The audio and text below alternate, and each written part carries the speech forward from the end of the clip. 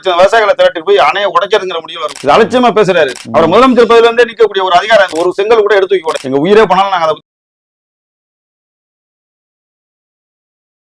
Our sponsors, Kavi Furniture. திருச்சியில் பர்னிச்சர்கள் குறைந்த விலையில் உயர்ந்த தரத்தில் கிடைக்கும் இடம் நம்ம கவி பர்னிச்சர்ஸ்.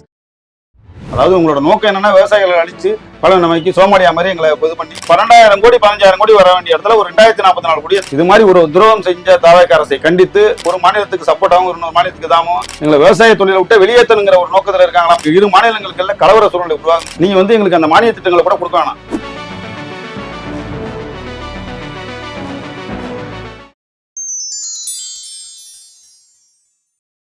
இப்ப நீங்க சொல்றத பார்த்தா மேகதாட்டு அணையை கட்டுறது அங்க தடுக்கிறதுக்காக அங்க போராடுறதை விட முதல்வருக்கு கோரிக்கை வைக்கிறதே ஒரு போராட்டமா இருக்குன்னு நீங்க சொல்றீங்க. ஆமாங்க. அதுல முதலமைச்சர் என்னன்னா இப்ப என்ன எங்களுக்கு இந்த முதலமைச்சர் மேல ஒரு நம்பிக்கை இல்லாம போயிடுச்சுனாக்க தேர்தலுக்கு முன்னாடி அறிவிப்பு கொடுக்குறாங்க. விவசாயிகள் ரொம்ப அழி விட்டுருக்காங்க. விவசாய குடும்பத்துல ஒருத்தர் பிறக்கணும் அது அடுத்த பிறகு ஒண்ணுச்சுன்னா விவசாய குடும்பத்துல பிறக்கிறதுக்கு ஆசைப்படுறேன். கடவுளை விட விவசாயிகளை பெருசா மதிக்கிறேன்னு முதலமைச்சர் சொல்றாங்க. சரி. ஆனா ஆட்சிக்கு வந்த பிறகு என்ன பண்றாங்கன்னா அந்த சொன்ன வாக்குறுதிகளை மறந்துட்டு அந்த 5 ஏக்கருக்கு உள்ளதுங்கிறத அமௌண்ட் ரேசியம் வைக்கிறாங்க. சரி. 5 ஏக்கர் உள்ள கூட்டுறவு கடன்ல பெற்றிருக்கிறதுக்கு அப்புறம் நான் தள்ளுபடி பண்ணி முழுமையாக தள்ளுபடி பண்ணேன். 5 ஏக்கருக்கு மேல உள்ளது 50% 50% தள்ளுபடி பண்றேன். விவசாயிகளுக்கு நான் சொன்ன வாக்குறுதியை நான் சொன்னா உத்தரவாதமா சொல்றேன். தேர்தல் அறிவிப்பா சொல்லல, உத்தரவாதம் கொடுக்குறேன். நான் கடவுளை விட மேலானவர்களா நினைக்கிறேன் விவசாயிகளை. நான் அடுத்த பிறவில பிறந்தா நான் விவசாயியோட மகனா பிறக்குதுன்னு ஆசைப்படுறேன்னு சொன்ன இதை முதலமைச்சர் தேர்தல் அறிவிப்புல சொன்ன முதல் வேட்பாளர் சொன்னவரு. ஆனா முதலமைச்சர் ஆன பிறகு என்ன பண்றாருன்னா அமௌண்ட் ரேசியம் வச்சு ஒரு ஏக்கருக்கு 36,000 ரூபாங்க அந்த கூட்டுறவுடைய இலக்கு. சரி. ஒரு 36,000 ரூபாய் கொடுக்கலாம் ஒரு ஏக்கருக்கு. ஒரு கணக்குப்படி வச்சா ஒரு ஏக்கருக்கு உள்ள விவசாயிகளை மட்டும் தான் தள்ளுபடி பண்ணலாம். சரி. ஆனா அந்த ஒரு ஏக்கர் உள்ள விவசாயிகள் போய் சொசைட்டில கடன் வாங்கியிருக்காங்கிறது பாத்தீங்கன்னா ஒரு பிஎஸ்சிபிக்கு ஒரு தொடக்கால வேளாண்மை கூட்டுறவு வங்கி ஒரு 10 பேர் கூட இருக்காது. சரிங்க. 200 பேர் அதுல கடன் வாங்கியிருக்காங்க, ஒரு 10 பேர் கூட இருக்காதுங்க. இவர் என்ன பண்றாங்கன்னா அதுல அதாவது 12,000 கோடி 15,000 கோடி வர வேண்டிய இடத்துல ஒரு 2044 கோடியை தள்ளுபடி பண்ணிட்டு நான் விவசாயிகளுக்கு தள்ளுபடி பண்ணிட்டேன் அப்படிங்கிறாங்க. அதுல அமைச்சர் நிர்மல்குமார் விவசாயிகள் எல்லாம் மகிழ்ச்சியா இருக்காங்க. 80% பேர் விவசாயிகள் மகிழ்ச்சியா இருக்காங்க. 14 கிட்ட 80% விவசாயிகள் பயன்பட்டுட்டாங்கிறாரு. ஆனா இதுல என்ன ஒரு பெரிய விஷயம்னா இவங்க இந்த தள்ளுபடி பண்ணதற்கான ஜீவோவே எந்த தொடக்க வேளாண்மை கூட்டுறவுக்கும் போல, மத்திய கூட்டுறவு போல. அவங்க அதிகாரிகள்ட்ட கேட்டா என்ன சொல்றாங்கன்னா எங்களுக்கு எந்த விதமான ஜீவோ அதுல அறிவிப்போட இருக்குங்கிறாங்க. இந்த அறிவிப்பையே வாபஸ் வாங்கிட்டு விவசாயிகளுக்கு ஒரு நல்லது நடக்கணும்னு இருந்தா இவர் சொன்ன வாக்கை காப்பாத்துவேன். நான் முன்னாள் முதலமைச்சர் மாதிரி கிடையாது. நான் சொன்னா காப்பாத்துவேன், நான் சொல்ல தட்ட மாட்டேன், நான் உத்தரவாதமா கொடுக்குறேன்னு சொன்ன அந்த முதலமைச்சர் இதை நல்லது செய்யணும்னு நினைச்சா இந்த தொடக்க வேளாண்மை கூட்டுறவுல இருக்கிற இவர் அறிவிச்சபடி 5 ஏக்கருக்கு உள்ள கடனை முழுமையா தள்ளுபடி பண்ணாங்க. இப்ப மகாராஷ்டிரா அரசு RBI காரணம் காமிக்கிறாங்க, ரிசர்வ் பேங்க் காரணம் காமிக்கிறாங்க. அது அல்ல. அவங்கள்ட்ட 60 நாள் டைம் கட்டு அவங்க தள்ளுபடி பண்ணிட்டாங்களே 2 லட்சம் உள்ள அப்புறம் தள்ளுபடி பண்ணிட்டாங்க. சரிங்க. இப்ப அடுத்த ஸ்டேட்டுக்கு நடக்கும்போது இந்தியாவுக்குள்ள தானே இருக்கும். தமிழ்நாடும் இருக்கு, மகாராஷ்டிரம் இருக்கு. அந்த அரசால முடியுங்கிறது தமிழ்நாடு அரசால எப்படி முடியாதுன்னு சொல்ல முடியும்? RBIங்கிறது எல்லாத்துக்கும் சட்டம் ஒண்ணுதான் சார். கண்டிப்பா. இப்ப இவரு அதற்கான முயற்சி எடுக்கணும்ல. RBI பரிந்துரை கேட்கலாம். இப்ப 40 நாள்ல தள்ளுபடி பண்ணணும்ன்றது இன்னும் ஒரு 10 நாள் சேர்த்து கொடுங்க, 20 நாள் சேர்த்து. அவங்க வழிகாட்டு தான் கொடுத்துருக்காங்க, உத்தரவா போடல. RBI சொல்லியிருக்கிறது வழிகாட்டு முறை சொல்லியிருக்காங்க. இது மாதிரி நீங்க தள்ளுபடி பண்ணா இத்தனை நாளுக்குள்ள எங்களுக்கு கடன் செட்டில் பண்ணணும்னு இருக்காங்க. அதை நீங்க 2 டிவா முடிவா. இதுல இன்னொரு விஷயம் என்னன்னா சார், இப்ப இந்த மானியங்கள் கொடுக்குறாங்கல்ல, இப்ப 30,000 கோடி 40,000 கோடி வேளாண்மைக்கு தனி பட்ஜெட் இது பண்றாங்க. வேளாண்மை அமைச்சரா நீங்க 3 பேட்டி கொடுக்குறாரு. நான் அந்த வேளாண்மைக்கு தனி பட்ஜெட் 3 ஆட்சி எப்படி பண்ணிச்சோ அதே மாதிரி நாங்க தனி இதில் தாக்கல் பண்ண போறோம்னு சொல்றாரு. அதுல பண்ணக்கூடிய அந்த விவசாயிகளுக்கு மானிய திட்டம்னு அறிவிப்பாங்க. சரிங்க. நான் அதுல இருந்து ஒரு 10,000 கோடி 12,000 கோடி எடுத்து நீங்க விவசாயிகளை தள்ளுபடி பண்ணுங்கிறோம். ஏன்னா அந்த மானிய திட்டங்கள் எதுவுமே விவசாயிகளை போய் சேரல.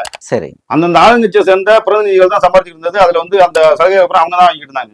விவசாயிகளுக்குன்னு எந்த இதுவுமே போய் சேரல. இப்ப இருக்கிற முதலமைச்சருக்கும் இந்த வேளாண்மை அமைச்சருக்கும் நாங்க வேண்டியது என்னன்னா நீங்க எங்களுக்கு அந்த மானிய திட்டங்களை கூட கொடுக்க வேணாம். சரி. நீ விவசாயிகளுக்கு நாங்க தள்ளுபடினாவே ஒரு பிஎஸ்பிக்கு நாங்க முதல்வர்னு ஒரு தொடக்க வேளாண்மை கூட்டத்தில் பிஎஸ்பியில கேட்டா 4 கோடி ரூபாய் இருக்கு சார். சரிங்க. அந்த 4 கோடி ரூபாய் தள்ளுபடி பண்ணிட்டா இப்ப மேற்கொண்டு புதுசா இப்ப குறுவை சாகுபடி வருது இல்ல வரல தண்ணி லேட்டா வருது அப்படின்னாக்க புதுசா கடன் பெறதுக்கு விவசாயிகள் சௌரியமா இருக்கும்.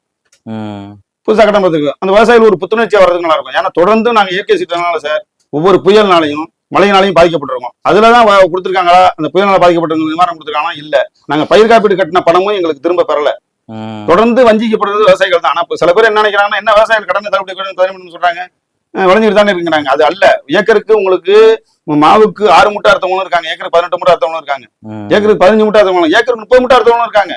ஆனா பெரும்பகுதியா பாதிக்கப்பட்டு 80% 90% திருவாரூர் மாவட்டத்தெல்லாம் பாத்தீங்கன்னா ஏக்கருக்கு 15 மூட்டை தான் சார் வந்துச்சு. சரிங்க. இப்ப அரசுடைய 36,000 ரூபாய் ஒரு ஏக்கருக்கு கடன் தரேன்னு சொல்றாங்க. சரி. ஆனா எங்களுக்கு செலவே 40,000 ரூபாய் வந்துருது, 35 ரூபா 40 ரூபா வந்துருது. டிராக்டர் உழுவதுக்கு ஒரு குறிப்பிட்டது பாத்தீங்கன்னா டிராக்டர் உழுவதுக்கு ஒரு ஏக்கருக்கு 5,000 ரூபாய். சரி. விதநெல்லுக்கு 1,500 ரூபாய். இப்ப நீங்க அதை விட்டுட்டு பாத்தீங்கன்னா அறுவடை மிஷினுக்கு 5,000 ரூபாய் ஏக்கருக்கு வந்துருது. இப்ப இதுலயே பாத்தீங்கன்னா கிட்டத்தட்ட 12,000 ரூபாய் வந்துருது. பாக்கி நாங்க நடைமுறை செலவு கலக்கொல்லி தெளிக்கிறோம்னா அந்த வேளாண்மை பரிந்துரை பண்ற கலக்கொல்லி அப்புறம் தெளிச்சா எதுவுமே வேலை செய்ய முடியாது. சரி. உரத்துக்கு ஒரு மூட்டைக்கு உர நிறுவனம் 400 ரூபாய். 200 ஏத்திருக்கு. ஆனா நெல்லுக்கு வந்து குவிண்டாலுக்கு வந்து 72 ரூபாய் ஏத்துறாங்க, ஒரு கிலோவுக்கு 72 பைசா ஏத்துறாங்க. இது எந்த வேலை நியாயம்னு எங்களுக்கு தெரியல. அதாவது உங்களோட நோக்கம் என்னன்னா விவசாயிகளை அழிச்சு பல நமக்கு சோமாடியா மாதிரி எங்களை இது பண்ணி எங்களை விவசாய தொழிலை விட்டு வெளியேற்றணுங்கிற ஒரு நோக்கத்துல இருக்காங்களா மத்திய மாநில அரசுங்கிறது எங்களுக்கு புரியல. விவசாயிகளை பார்த்தாவே அவங்களுக்கு எப்படி தெரியுதுன்னு எங்களுக்கு தெரியல. நாங்க இன்னொரு விஷயம் என்னன்னா கோவிட் பீரியட்ல எல்லாருமே முடங்கி போய் கிடந்தாங்க. அதாவது மருத்துவத்துறையும் வேளாண்மை துறையும் தான் செயல்பட்டது. எங்க உயிரை பணைய வச்சு நாங்க இந்த நாட்டுக்கு உணவு உற்பத்தி நாங்க தயார் பண்ணி கொடுத்த முடிய அப்ப வந்து யாருமே வந்து கோவிட்டுக்காக பயந்துட்டாங்க, வீட்டுல இல்ல.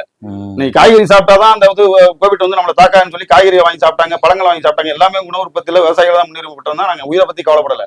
அன்னைக்கு வந்து பொருளாதாரத்தையும் நாங்க விவசாயிகள் தான் பொருளாதாரத்தை காமிச்சோம், முடங்கி போயிருந்த சூழ்நிலை. அப்படி இருக்கிற விவசாயிகளை வந்து இன்னைக்கு மேலும் மேலும் நடைமுறை செய்யணுங்கிறது மத்திய அரசு திட்டம் எங்களுக்கு மிகுந்த மனவேதனை அளிக்குது.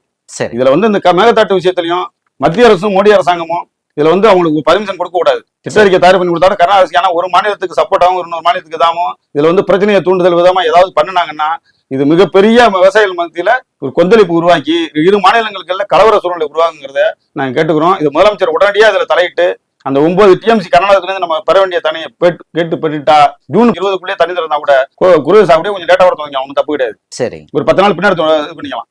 ஆனா குறுவை சாகுபடி பண்ணினாதான் விவசாயிகள் வந்து ஒரு வாழ்வாதாரத்தில் நல்லா இருக்க முடியும், விவசாய தொழிலாளர்கள் நல்லா இருக்க முடியும், பாக்கி இருக்கிற அந்த சிறு சிறு வணிக நிறுவனங்களும் நல்லா இருக்க முடியும், விவசாயிகள் நல்லா இருக்க முடியும். அதை வந்து முதலமைச்சருக்கு ஒரு வேண்டுகோள் வைக்கிறோம். உடனே துரித நடவடிக்கை எடுக்கணுங்கிறதையும் கேட்டுக்கிறோம்.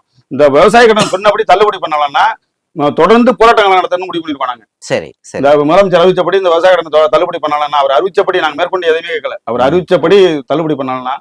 தலைமைச் செயலகம் முன்னாடி எல்லா விவசாயம் 2 சட்டப்பேரவை கூடும்போது தலைமைச் செயலகத்தை முற்றுகையிடுங்க தீர்மானம் தான் எல்லா விவசாயிகளும் கூடி முடிவு எடுத்திருக்கோம். அதுல எந்த மாற்று கருத்தும் இல்லை. இது சொன்னபடி நிறைவேற்றுவார் நாங்க நம்புறோம். அப்படி நிறைவேற்ற தவறினால் இது மாதிரி ஒரு துரோகம் செஞ்ச தாவேக அரசை கண்டித்து அனைத்து விவசாயிகளும் ஒன்று திரட்டி தலைமைச் செயலகம் சட்டப்பேரவை கூடும்போது முற்றுகை போராட்டம் நடத்தும் என்பதை தீர்மானிச்சிருக்கிறோம். சரிங்க, நன்றி. நன்றிங்க, வணக்கம். நன்றி, வணக்கம்.